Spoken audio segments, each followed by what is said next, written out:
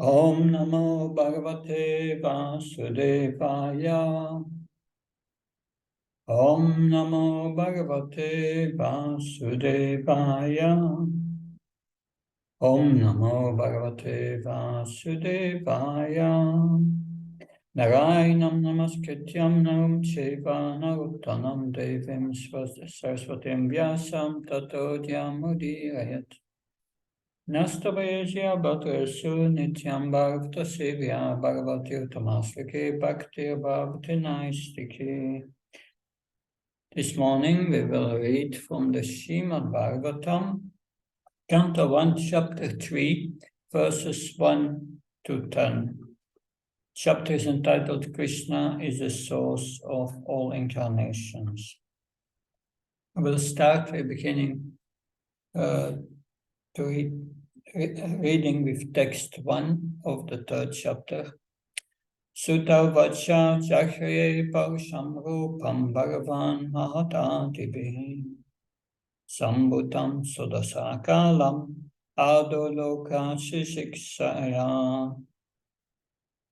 Sutta said in the beginning of the creation, the Lord first expanded himself in the universal form of the Purusha incarnation and manifested all the ingredients for the material creation. And thus, at first, there was the creation of the 16 principles of material action. This was for the purpose of creating the material universe. Om Jnanatimirandasya Jnanasya Sulakha Sakshavanmilitam Yena Tasmai Sigurave Namah Chitchetayamanopistam Stapitam Yena Bhutale Swam Rupakadamyam Dadati Svapadantikam Vandeham Shivo Shiyuda Padakamalam Shiyam Vaishnavam Sha Shirupam Jagajatam Saganaragnatam Vidantam Sajivam Sadvaitam Sablutam Parijanasaitam Sikrishna Chaitanya Devam Shirada Krishna Padan Saganalita Shivshakam Vitamsa Hey Krishna Karuna Sindhu Dina Bandhu Jatpate Kaupesha Kaupakantara Kantanamastade Tapta Kansna Gaurangi Radhe Vindavaneshwari Vishabhanu Sutadevi Panamama Haripriye Pankha Kalpabhisha Kripa Sindhivisha Patnam Pavanabhyo Vaishnavyo Namo Namo Jaya Shri Krishna Chaitanya Prabhu Nityananda Shri Advaita Gadadhar Shivasadi Gaura Bhaktavina Hare Krishna Krishna Krishna Hare Hare Hare Ram Ram Ram Hare Hare. So we are Namo Vishvata Krishna Vistaya Bhutale Srimati Bhaktivedanta Swami Tinamani Namaste Saraswata Devi Gauravani Pacharini Nirvishesha Srinyavadi Paskachai Tesotarane Srila Prabhupada Ki. So in the previous chapter, Sutta Goswami has explained in various ways the purpose of life is to please Krishna. If we go back to the previous chapter, to 28, 29. I'm going in the wrong direction. Previous chapter 28, 29. It's long verse. You may. Vaste Pravida, Vaste Paramaka, Vaste Prayoga, Vaste Parakriya, Vaste Pramkyanam, Vaste Pramtapaha, Vaste Prodharma, Vaste Parakati. In the revealed scriptures, the ultimate object of knowledge is see Krishna, the personality of Godhead. The purpose of performing sacrifice is to please him. Yoga is for realizing him. All fruitive activities are ultimately rewarded by him only. He is supreme knowledge, and all severe austerities are performed to know him. Religion is surrendering loving service unto him. He is the supreme goal of life. So supreme goal is to please Krishna. And how to do that? In the previous chapter, Krishna has explained the process, how to do that. So first he said, Susrushusha Dadansya Vastev Kata, which is Shanmatse Vyapaka Punyatirtanishevana. First you have to hear with great attention and serve the instructions of the spiritual master, and then one gets taste for hearing about Krishna. Because that in the beginning we need a taste and inspiration. And if we have that taste about Krishna, to hear about Krishna, what is Krishna's reciprocation? Shrimvata Krishna Punya Shravana Kirtana Rityanta Toya Bhat. Only if we do not Suritsitam, then, yes, Krishna from within the heart will start removing our anarthas. So the process of removing that, we can simply attain by Nasturi Zabatrishu Nityam Bhagavata Sevya Bhagavata Tamaskri Bhakti Bhagavata Naisiki. Just by daily attendance of the class of the Bhagavatam and by rendering to the pure devotee, all these troublesome to the heart is nearly completely destroyed. And what is troublesome to the heart? What is the troublesome thing in the heart that is being removed? Tatora Jastamobha Kamalvasayasati Anaftan Stitve Satve Prashidati. Then the influence of the mode of passion and ignorance is destroyed, and one can consider it in goodness. And then Evam Manasapanasa Bhagavat Bhakti Urata Bhagavat Tattvavihyana Mukta Sanghasya Jayate. Then one becomes peaceful. And when one is peaceful, then one can express one's devotion without any disturbance. One's mind is fixed. And then one gets scientific knowledge of devotional service, of the absolute truth, given by Krishna from within. And then one has attained liberation. And what this liberation is Vidyate Hridayekantis. Vidyate Hridayekantis. What's the other verse?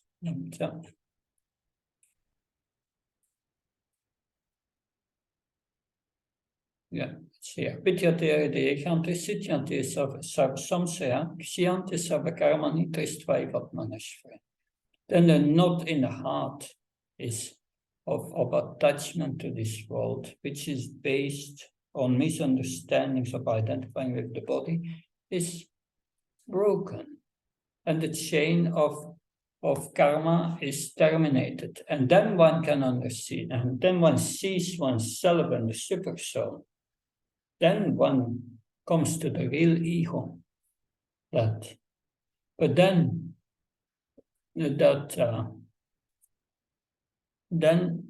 one continues rendering devotional service, even in the liberated stage.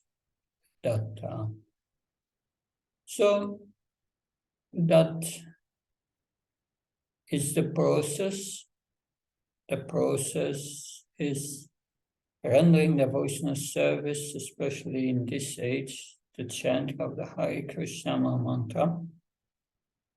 And so this is the method, the means to attain love of God and pleasing Krishna. And it is also the goal. So after the liberated stage, what do? We continue hearing about Krishna, chanting about Krishna, and rendering devotional service.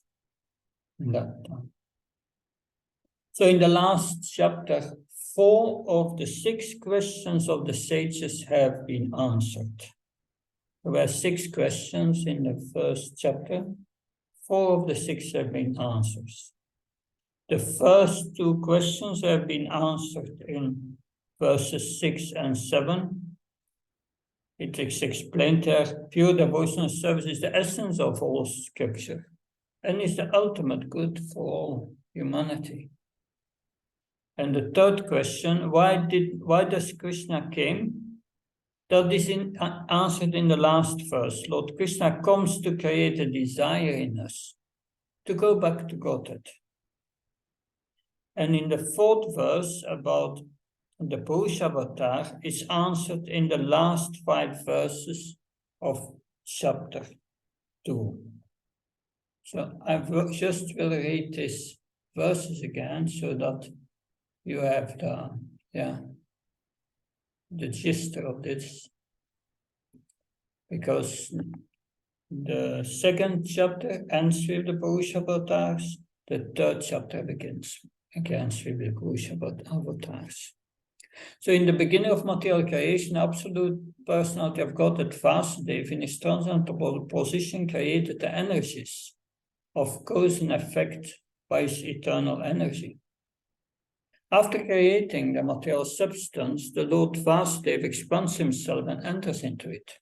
And although he is within the material modes of nature and appears to be one of the created beings, he is always fully enlightened in the transcendental position. The Lord as the super soul pervades all things, just as fire permeates wood, and so he appears to be of many varieties, though he is absolute, one without a second. The supersoul enters the bodies of the created beings who are influenced by the modes of material nature and causes them to enjoy the effects of these modes by the subtle mind. Thus, the Lord of the universe maintains all planets inhabited by demigods, men and lower animals. Assuming the roles of incarnations, he performs pastimes to reclaim those in the mode of goodness. So, this is then the essence of all scriptures and ultimate good for humanity. That was your devotional service. And the third question, why Krishna came?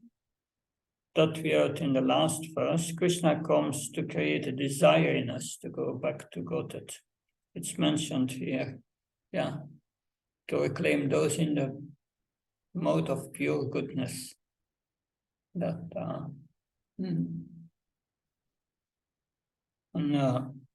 the 4th verse about the Purusha avatars is answered in the last 5 verses of chapter 2.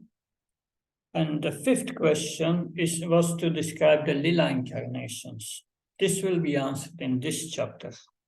And the 6th question, where can we find shelter after Krishna is left, is answered at the end of this chapter. So in the 1st verse, we are hearing about the expansion of the Lord into his universal form. The creation comes from a person very clearly. It does not come from the impersonal Brahman. Life comes from life. So now we will hear further from the Purusha avatars. Yasyambasi sayanasya yoga nitram vitam vata Nabhiratam bucha asit brahma vishvachi champatihi. A part of the Purusha lies down into the water of the universe. From the navel of the lake of his body sprouts a lotus stem, and from the lotus flower, atop this stem, Brahma, the master of all engineers in the universe, becomes manifested. So, text. We will also hear text 3 first. That This is all about the Purush incarnations. Karnodakasai Vishnu. Karbodakasai Vishnu. And then we have Kshirodakasai Vishnu, text 3. Yasyavaya vasamstanai kalpito loka vistara tatvai bharvato rupam vishtam sattvam ojitam. It is believed that all the universal planetary systems are situated on the extensive body of the Purush, but it has nothing to do with the created material ingredients. His body is eternally in spiritual existence par excellence. So according to the third canto, chapter 7, the conception of Vishvarup is an expansion of Kshirodakasai Vishnu. So also in the sixth canto of the Bhagavatam, chapter 8 is about the Narayan Kavacha, various verses of containing the Narayan Kavacha. And they are a series of mantras that are used to worship various incarnations. This is called the Narayan Kavacha Stotra. These mantras show our relationship with these different incarnations. Interestingly enough, there is also a prayer here to the Vishvarup. And that's Srimad Bhagavatam 6:8-13. It says, since the gigantic form of the Lord, Vishvarup conquers the three worlds, may he protect me in the sky. So it's a prayer to the Lord to protect us in the sky, if we pray to the Vishvarup. So wherever you fly in an airplane, you can pray to the Vishvarup for protection.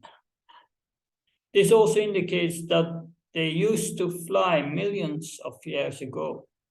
It's not a new thing, but maybe they did not use airplanes, but they had airplanes in previous times.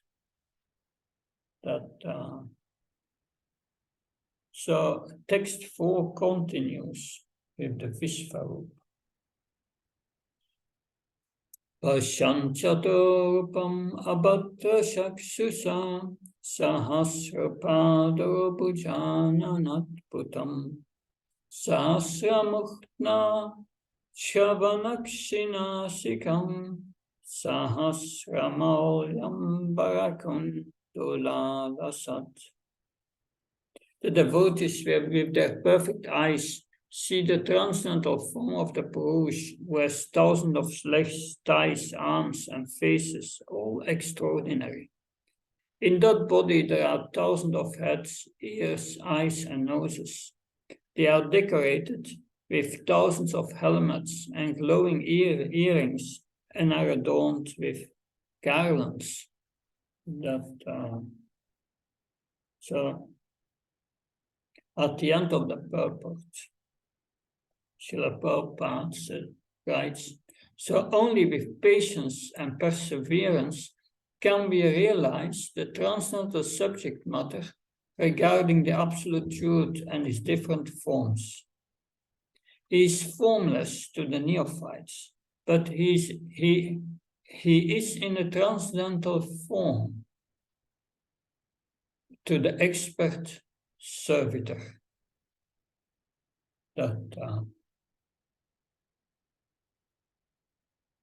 So, is formless to the neophyte, but he is in the transcendental form to the expert servitor. So the universal form is meant for the impersonalist. That's true, it's for the impersonalist, but only the devotees can see it. That they can imagine it, but this impersonalists, but they have to become a devotee to actually see it. That unless they become a devotee like Arjuna, they will not be able to see that.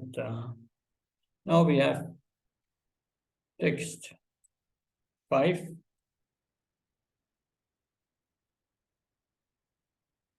Etananavataranam nidanam vicham avyayam yam samsena chiyante devatayam naradaya. This form, the second manifestation of the Purus, is a source and indestructible seed of multifarious incarnations within the universe. From the particles and portions of this form, different living entities, like demigods, men, and others, are created. So here it is said that everything comes from the second manifestation. But according to Srimad Bhagavatam, Canto 3, Chapter 7, they are coming from Kshirodakashaya Vishnu. But there is no contradiction because they are non-different anyway. And when in the Bhaktivedanta course, in the Bhaktivedanta course, Bhujan Prabhu, he said also that Kshirodakashaya Vishnu is the source of all incarnations. And the purpose why the sage is asked to hear about the incarnation is to hear the explanation how that Krishna is the source of all these incarnations. Now we will start with the first in the list, the first created beings, and these are the 4 Kumaras. The 4 Kumaras. Saiva pratanam deva kamaram shargam ashrita chacharat chudusharam brahma brahmacharyam akanditam. First of all, in the beginning of creation, there were the 4 unmarried sons of Brahma, who, being situated in a vow of celibacy, underwent severe austerities for realization of the absolute truth. So the 4 Kumaras, they appear in the 3rd canto in the beginning of Brahma's creation. That they appear in the beginning. The first thing Brahma created were first, before creating the 4 Kumaras and the living entities, he created 5 nascent principles of ignorance. Moha, Mamoha, Tamas, Tamisra, and Andatamisra.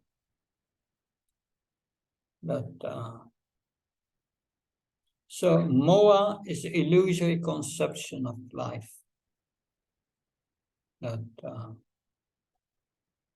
So illusory conception, that starts with, we forget Krishna. It begins with tamas. We forget Krishna and therefore we forget our own position. And then we come in moha. We think we are the enjoyers in this world. And that everything is for our enjoyment. That's the illusory conception of life. And then he created Mahamoya, attachment for material enjoyment, thinking this is mine for my enjoyment. And what's the result? A 4th illusion comes, Tamisra, rebellious rejection of the service of the Lord. That one suffers. And it ends in Andatamisra. Finally, one thinks, death, I'm going to die. But the body dies, we don't die. So Brahma created that in the beginning, and he was not very happy with this creation. So therefore he created the 4 Kumaras. The 4 Kumaras They are presenting 4 principles of knowledge: tapasya, vairagya, sankhya, and yoga. So we will hear in the 4th canto of their transformation, how they got a change of heart, smelling the tulsi leaves offered to the lotus feet of the Lord. They appear in the 4th canto again to enlighten King Peter. So from the Narayan Kavacha in the 6th canto, 6, 8, 17. May Sanat Kumar protect me from lusty desires. So they are the original brahmacharis, Sanat Kumara. 6, 8, 17.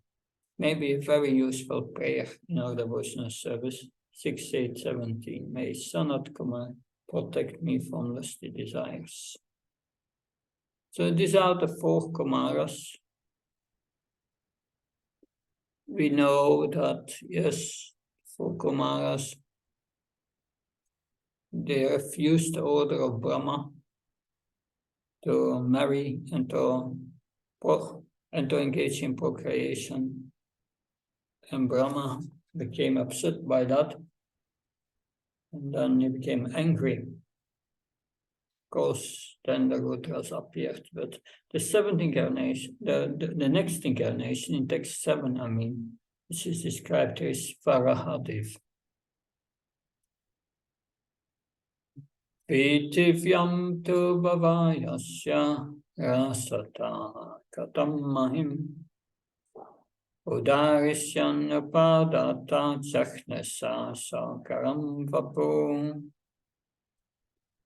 The supreme and joy of all sacrifice accepted the incarnation of a boar, the 2nd incarnation, and for the welfare of the earth, he lifted the earth from the nether regions of the universe. So Varadev appeared in the 3rd canto when Brahma was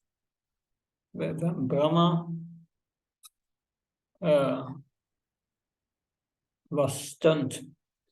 The earth had fallen to the bottom of the universe, and he had no place for the human beings to live. So there was a problem for Brahma. He was stunned.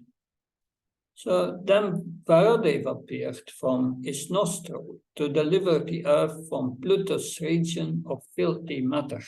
Srila Prabhupada writes in the purport here, picking up something from a filthy place is done by a boar. And the all-powerful personality of God had displayed this wonder to the Asuras, who had hidden the earth in such a filthy place. There is nothing impossible for the Supreme Personality of Godhead, and although he played the part of a boar, by the devotees is worshipped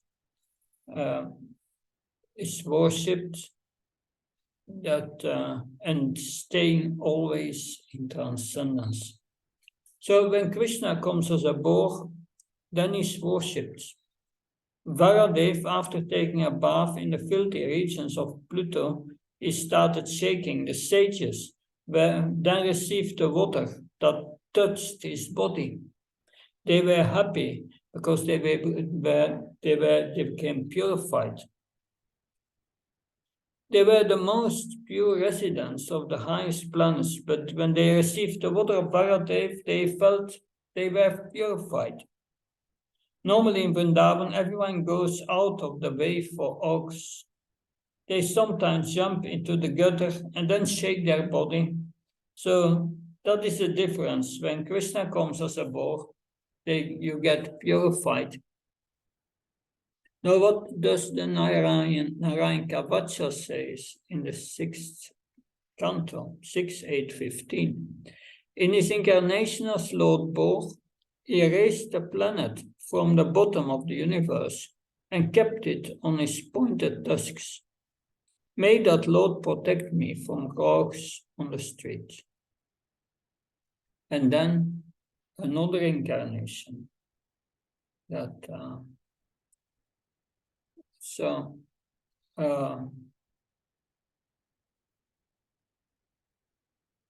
this is Narada Muni. Rityam Rishisangam Vaide Varshitvam Petyasa Tantram Sattvatama Shasta Naiskamyam Karmanam Yataha. In the millennium of the Rishis, the personality of God had accepted the third empowered incarnation in the form of Devarshi Narada, who is a great sage among the demigods. He collected expositions of the Vedas, which deal with devotional service, and which inspire non-fruitive action. So the great Rishi Narada, who is an empowered incarnation of the personality of God, that propagates devotional service all over the universe. So Narada is our guru. He is in our line of disciplic succession.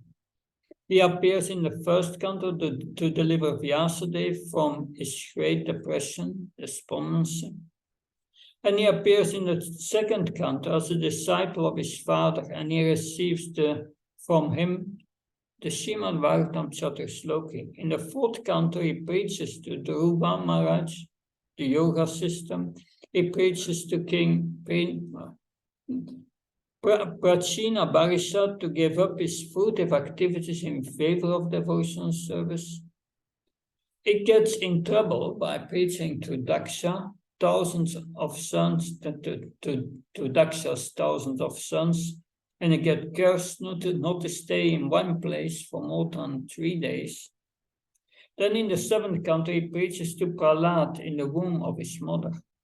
In the 10th canto, he comes and creates doubts in the mind of Kamsa about Krishna and his appearance.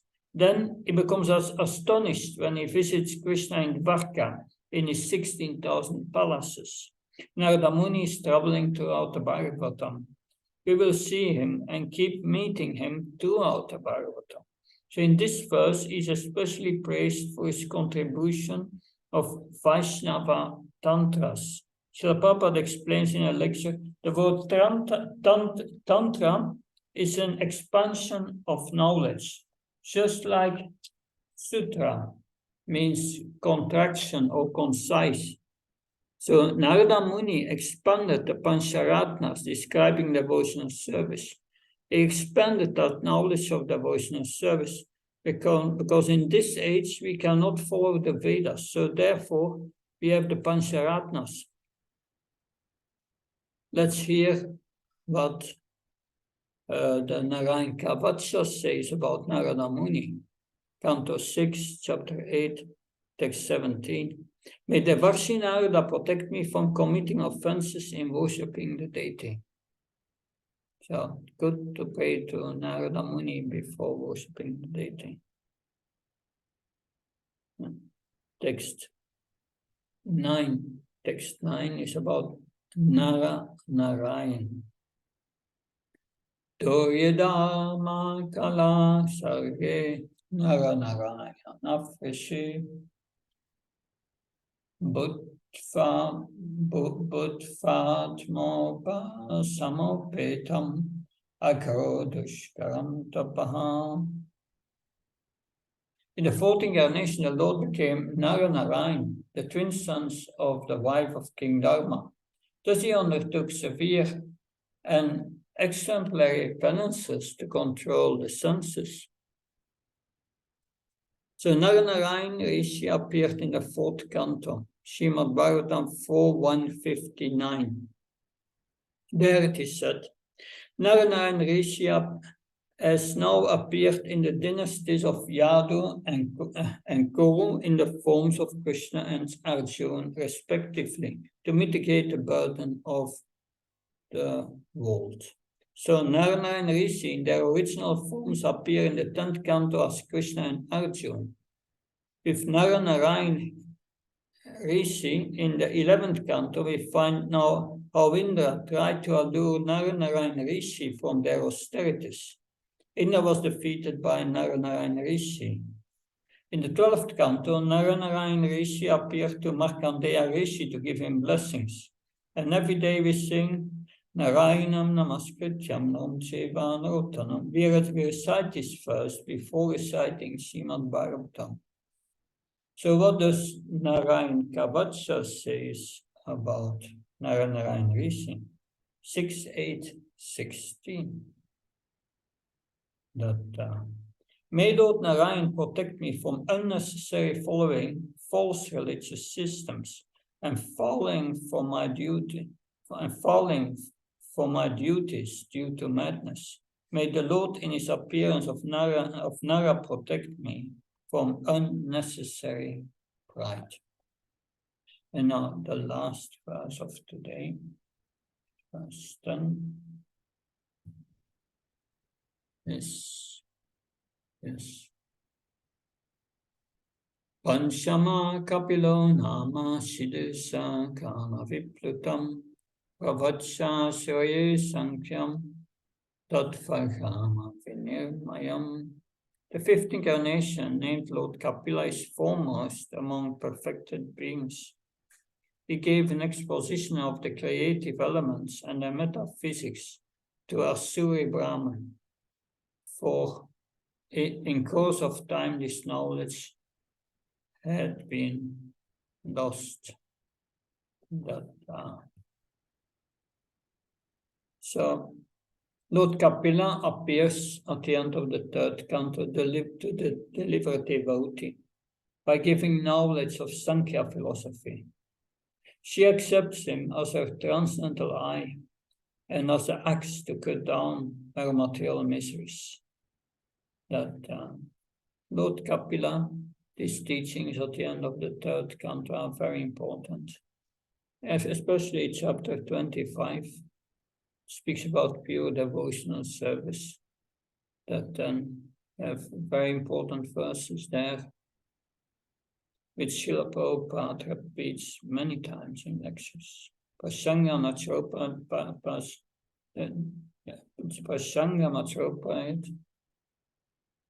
and that's 25. Prasangam Achrot Prachat. No, but it means. Give me this first book. I go. Give me this first book. So it means that one who becomes attracted to material things in this world, it's a source. This is a source of entanglement in the material energy. So it's prasangam acharampa shamatmana kavarovidu saivsat sukata moksat varmapavita. Attachment for matter is entanglement for the spirit soul. But that same attachment transferred to the sadhu, when applied to self-realized devotees, that opens the door for liberation. So that is an important principle. Attachment to sadhus, to pure devotees. That is the door for liberation. And how is it the door for liberation? Then another verse that Prabhupada many times quoted. Satam prasangam mama viryakrakavido pavantrit karanarasayana kata. Tatyosata bhavarga bhaktmani Shadati Bhaktiranukramishati. Satam Prasangam, so attachment to pure devotees, and Mamavirya Samvido, hearing from him and discussing with them the wonderful activities of Krishna. Bhavantrit Karna, this goes from the Karna, from the here, goes Bhavanti, goes down to the heart, to the soul. And there in the heart it is relished. And that brings us to the path of Apavarga liberation. And this path is beginning with Shraddha and ends with Prema. Shraddha Rati Bhakti Anikramishati. One develops love for Krishna. So these are teachings of Lord Kapila Dev, but it gives also many instructions on devotional service and deity worship. An important instruction on deity worship from Lord Kapila is that what's the purpose of deity worship? Lord Kapila in a verse says the purpose of deity worship is that the pujari, while worshipping the Lord on the altar, he must at the same time transfer the Lord to his heart and feel the same Lord in his heart. So that's the purpose, that we transfer the Lord into his heart. We see the deity of the altar, but we feel it in our heart. So yes, much more to say about the teachings of Lord Kapila Dev. Very useful. But it's Narayan Kavacha 6.8.16.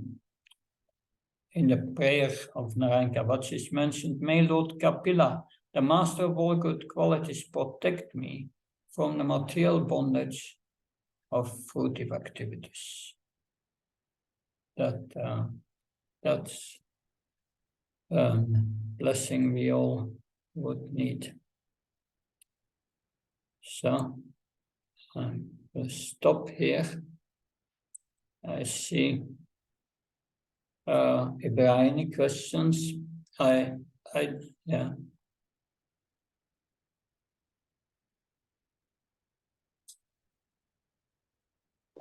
Hare Krishna Maharaj. Hare Krishna. Thank you very much, Maharaj, for the class. Any questions? Hi. So Jagannath Charan Prabhu has. Do you want to come? Yeah. The sound, you know. Just a simple question. I was wondering, does Narad Muni appear in the Kali Yuga at all, or is the appearance in Dwarka the last time he's seen? In Kali Yuga, he appears. Certainly, that we say, Jai Shri Krishna Chaitanya Prabhu Nityananda Shri Advaita Gadadhar Shrivas Adi Gaura Bhaktavan. Shrivas is Narada Muni. Shrivas Pandit. Because once the devotees with Lord Chaitanya performed a drama, and in the drama, Shrivas was playing the role of Narada Muni. And Lord Chaitanya was praising him. Yes, you are Narada Muni. But Shrivas is Narada Muni. Yeah. So he appears also in pastime of Lord Chaitanya. He's in the Panchatattva. There's the last member, Shrivas. Does that help? Yeah. Yes, Maharaj. Thank you, Maharaj. And I have one question about, I've seen these couple of verses. There was more emphasis given on austerity to realize the absolute truth. So how, as a Vaishnava, how can we understand that? Or should we why austerity is needed to understand Supreme Personality of Godhead? That is one question. And then similarly, when we try to preach others, they ask the same question: why should we follow? Why should we do austerity? Why it is necessary to understand God, the austerity? Or general question we get is about Ekadashi, fasting, or on a particular day like Janmashtami, why we have to fast whole day, because most of the people are struggling while fasting.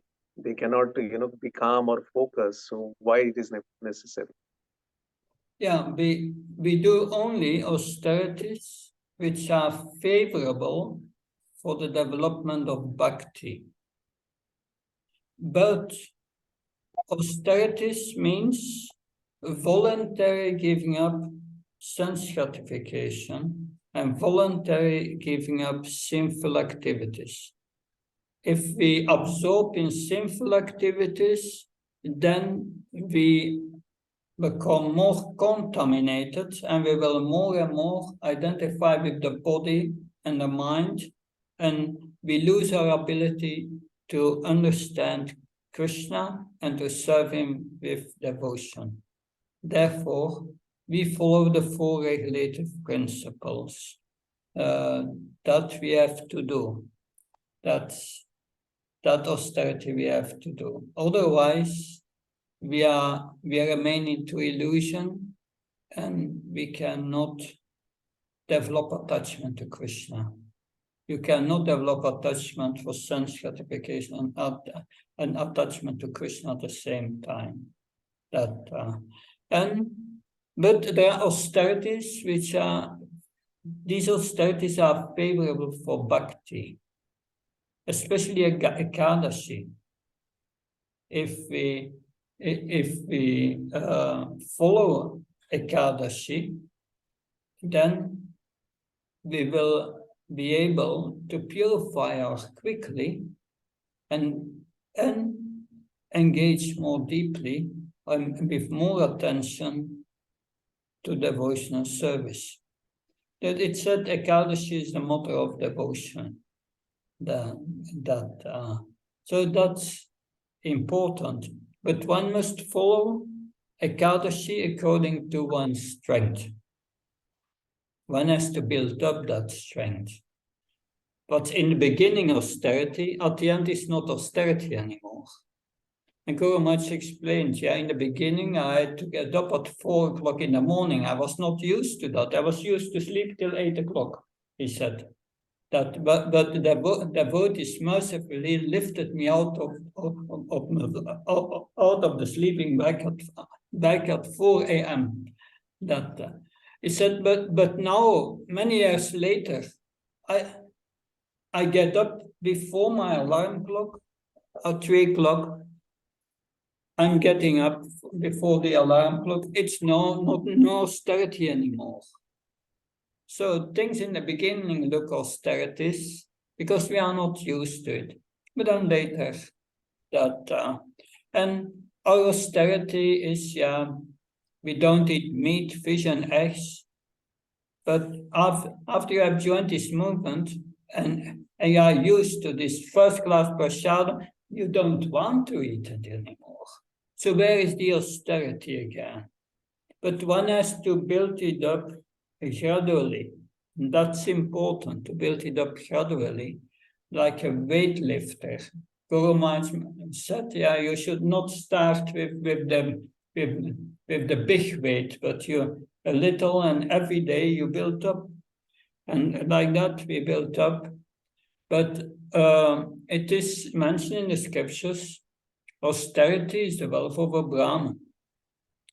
So a devotee eats frugally, not much, but you have to build it up. You have also, it depends, that Bhima needed a lot of strength, so he had to eat a lot for his service. But it depends of your situation, but we should not eat out of lust, but what we need. It comes all from the taste. If you get taste for devotional service, and you are so busy with devotional service, you forget about all this eating. And especially when you get older, eating is trouble. You eat, you have to sleep. It's the body doesn't digest properly anymore, and it becomes a very, and then you are happy to diminish it because the suffering diminishes. I've also stories of devotees one devotee said to me, when he was young, they told him you must eat a lot because otherwise you will not get strength. And as a young man, he was overeating and he got overweight. And now in old age, he's suffering from that. He's a devotee and he tries to get rid of it, of all this fat, and because it's so troublesome. So, but when we engage in devotional service, we become balanced automatically. That happens automatically, practically. That you are eating at regulated times and what you need. And suddenly, as your taste for devotional service progresses, you loses your interest in eating. And you start to like these austerities. Austerity is the wealth of Abraham. It's better to think of Krishna and absorb in devotional service that gives a higher pleasure. And the lower pleasure goes away. But we cannot attain this at once. It takes 20, 30, 40 years of practice, and then you get really to the point of nearly liberated. And your life becomes different. Does that help, Purnachandra? Yes, Maharaj. Thank you very much, Maharaj. So, thank you for that explanation. Yeah. Anything else? Then, otherwise, we see next week, same time. I will still be here next week, and the day after I'm start traveling to Patna, Bhopal, and then Indore, I think. And then the week after I'm back in Belgium, should be okay. That will be another time. But for next week, I'm still here. Yeah. Okay. So thank you. Hare Krishna. Jai Prabhupada. Thank you very much. Thank you.